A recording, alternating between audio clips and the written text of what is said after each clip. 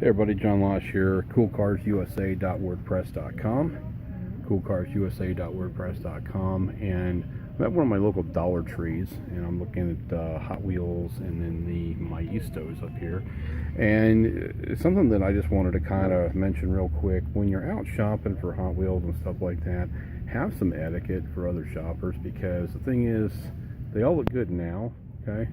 The Hot Wheels are where the Hot Wheels are, and the Majistos are where they belong and stuff like that. But when I first came in here, they were all scattered down in here and down in here, and even down in these boxes down in here and things like that.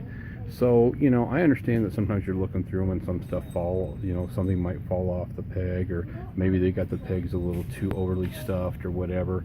But, you know, it's no big deal. Just if the stuff comes off, just pick it up, put it back on the thing, put it back on the peg, and you know, so have some etiquette for other shoppers here. Okay, so you know, but anyway, I'm at my local Dollar Tree just down the street from my home, and the only thing I'm really seeing for me today is possibly this Challenger here, but I'm not going to buy it today because I have a whole bunch of Dodge Challengers, both the 70 models and the more recent models at home, and I want to go home and make sure I don't have an orange Majisto Dodge Challenger already.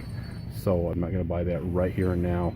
But again, just when you're out shopping for Hot Wheels and stuff like that, if stuff falls off the pegs, you know, just have a little courtesy. Put it back on, you know, the pegs and everything. Clean up after yourself and make it nice for the next person who comes along, who's your fellow diecast collector, who's looking at Hot Wheels, Matchbox, Majistos, whatever, and just put stuff back on the pegs. So anyway, I will talk to you guys again soon, and God bless and have a great day.